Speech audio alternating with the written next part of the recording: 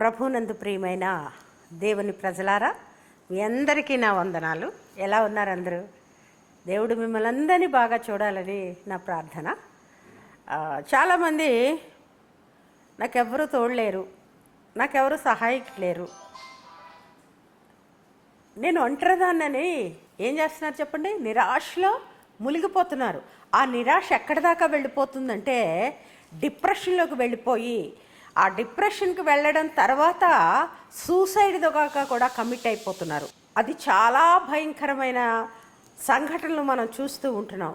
అసలు వాళ్ళు ఎందుకు డిప్రెషన్కి వెళ్ళి చనిపోతున్నారో కూడా చాలామందికి తెలియటం లేదండి. అయితే తోడు లేదని ఫీల్ అయ్యే వాళ్ళందరికీ అసలైన తోడు ఎవరో చెప్పనా? నేను ఒక టాప్ సీక్రెట్ చెప్తున్నాను మీకు. నువ్వే కులం వాడవైనా, ఏ మతం వాడవైనా, ఏ దేశం వాడవైనా, ఏ భాష వాడవైనా ఈ మాట విన్నట్లయితే దేవుడు నీకు ఎంత సహాయం చేస్తాడో తెలుసుకోవచ్చు.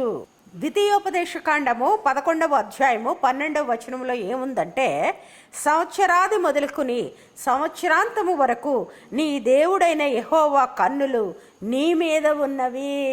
దేవునికి స్తోత్రం. నన్ను ఎవరు పట్టించుకోవట్లేదు, నన్ను ఎవరో చూడట్లేదని నువ్వు అనుకుంటున్నావు, కానీ దేవుని కన్నులు ఎవరి మీద ఉన్నాయి? నీ మీద ఉన్నాయి, నా మీద ఉన్నాయి. నువ్వు ఆయన ఎరిగినా నిన్ను చూస్తూ ఉంటున్నాడు. నువ్వు ఎరగకపోయినా కూడా నీ వైపు చూస్తున్నాడు. నా ప్రియ బిడ్డ ఎప్పుడు నా దగ్గరికి వస్తాడా అని ఆయన ఎదురు చూస్తూ ఉన్నాడు. మరి దేవుడికి ఒక అద్భుతమైన పేరుంది. ఏంటి అంటే ఇమ్మానుయేలు. ఇమ్మానుయేలు అనే మాటకు భాషాంతరమున దేవుడు మనకు తోడు. ఎవరి తోడు ఇప్పుడు అర్థమైందా మీకు?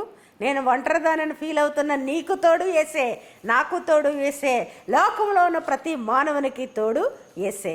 నీ తోడు లేక, నీ ప్రేమ లేక ఇలలో నా ఏ ప్రాణి నిలువలేదు. అడవి పువ్వులే నీ ప్రేమ పొందగా నా ప్రార్థన ఆలకించుమా ప్రభువా, నా ప్రార్థన ఆలకించుమా. ఎన్ని తలచినా, ఏది జరిగినా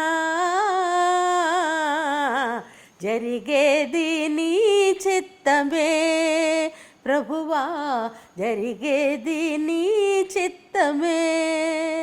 దేవుడు మనకు తోడై ఉన్నాడు. ఆయనకి ఇష్టలైన మనుషులకు భూమి మీద సమాధానము కలుగునుగాక. ఏం కలుగునుగాక? చాలామంది అంటారు, అమ్మగారు నాకు మనశ్శాంతి లేదండి, నాకు నెమ్మది లేదండి, నాకు సమాధానం లేదండి, కుటుంబాల్లో కలహాలు రేగుతున్నాయి అంటే నువ్వెవరికి దూరంగా ఉంటున్నావు? నువ్వెవరు తోడు లేకుండా జీవిస్తున్నావు? మరణము వరకు, ముదిమి వచ్చే వరకు నేను నిన్ను ఎత్తుకుంటాను అని దేవుడు చెప్పొస్తూ ఉన్నాడు. కాబట్టి నా ప్రియమైన సహోదరి సహోదరులారా, నీ తోడు నా తోడు యేసయ్య ఒక్కడే. దేవుని స్తోత్రం చెప్దామా? ఆయన తోడుగా నువ్వు ఎంచుకున్నట్లయితే, ఆయన నువ్వు ఆహ్వానించినట్లయితే ఈరోజు నీ ఇంటికి వేసి వస్తాడు, సమాధానాన్ని అనుగ్రహిస్తాడు. God bless you.